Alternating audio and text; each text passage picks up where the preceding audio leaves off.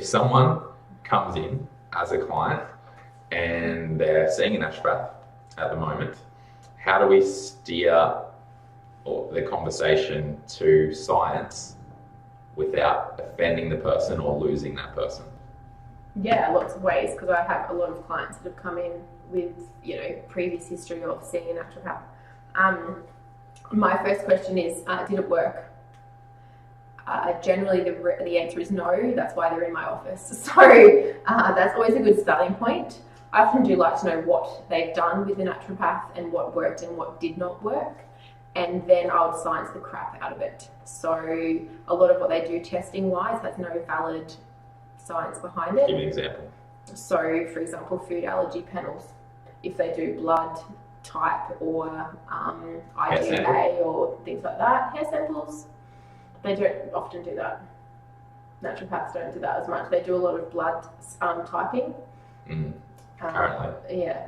And they do a lot of looking at your cells and shit like that, and diagnose health conditions looking at your cells, which, sometimes they might hit a red herring and all of a sudden they've fixed a problem, and I understand that, but a lot of it's power of suggestion. And for the most part, whatever the naturopaths recommended doesn't work long term because it's either too hard or they haven't taken into account everything about that client. So generally I would talk about what they've got done, what they've had success with, what didn't work, and then why they're obviously in my office in the first place. So I don't ever want to make them feel like they've wasted their money, and I don't want them to feel like I'm belittling that service, because I think there are some good naturopaths out there and everyone works, as long as they work within their scope, happy. But my issue is when they don't, and then they recommend stuff and it's either made the condition worse or has restricted their diet and they're really unwell or mentally unwell because of X, Y, and Z. So that's, I guess, what I would do. If they're seeing a naturopath in conjunction with yourself as well, which I've also had, I would still stick with my guns and do what I want them to do. And if they want to go see the naturopath, happy days, they're probably still going to come back and see me, because I will be getting better results because I've taken into account their entire being, and probably generally not as restrictive. Yep. Yeah, because most of the time the diets that they've put on are like too printouts restrictive. of 8 or 9 pages of you're allergic to all of these things. It's what? And with us, have you eaten this your whole life? Yeah. Have you had any issues? No. Yeah, and generally it's around food intolerance and allergies that someone might seek out going and seeing a naturopath. And so my advice around that is pretty much clear cut. You can't diagnose anything really when it comes to food allergies or intolerance. Even with an allergy, you need to present with a positive clinical history, which means you need to present with a symptom. And if you're not presenting with a symptom after eating that food, even if you're coming back with a positive result, you don't have it. You can even ask any of those immunologists and specialist allergens out there, they will tell you exactly the same thing. So, yeah. Boom. Another drop.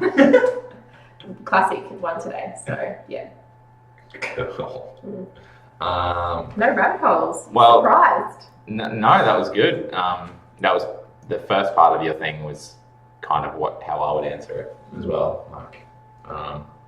Because we're cheaper in the end. And it's, so much. And come see us first. It's a good segue to, I talked to a couple of practitioners this week about placebo effect and utilising that to your advantage. So, power of suggestion is amazing. Absolutely. I guess some practitioners are having difficulty with some clients losing weight or lack of motivation, or they're feeling like they're not getting any results, but they change their diet and overall the diet quality is far superior, but they're not getting the weight and the client's getting disheartened. When I give a meal plan, I usually tell them several other things other than just weight that's going to happen. So something like if they're coming in, they've got low energy levels or they've got poor sleep or whatever, just suggesting that they're going to have improved energy levels and they're going to have improved sleep and that they're going to have a better recovery process. That's so funny, because I was just thinking of shadowing this week and one person did that amazingly well. And I was like, that is awesome, do that. and it works. And even if they come back and then they haven't lost any weight, but then prior to getting on the scale, you've asked, so how are you feeling? Oh, you got more energy? Awesome. How's your sleep? Been pretty good. Sweet. So you tick those boxes before they get on the scale, and then you can always just go, all right, well, yes, the weight hasn't come down, so we've got to adjust things, but it's awesome that you now get increased energy, improved sleep. So we've ticked all those boxes now. Now let's just focus on these. So yeah, someone that I saw this week had come to see me for bloating, weight loss, excessive bloating actually, and 2 times that I've seen them now review-wise anyway, and the first one dropped heaps of centimetres on the waist, and then today they were like, look at my flat stomach, it's still so flat, but they were up 2 centimetres on their waist. So even though it's actually not a true reflection of how it is, again, personally believe, and my encouragement, it's obviously better. So even if physically it might not be, so always consider that placebo effect, because it's, yeah, it makes a huge difference.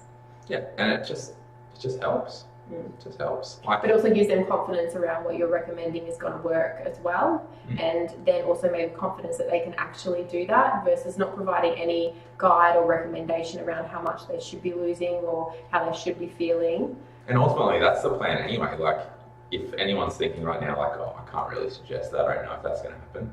But ultimately, when you're giving someone a plan, you're trying to improve everything in their life.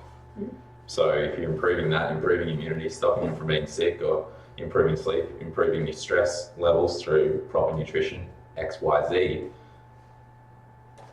why not say it? Then you've got to back your shit up with a good plan and don't deplete the hell out of them. But, yeah, that's anyway. Yeah, good. Next.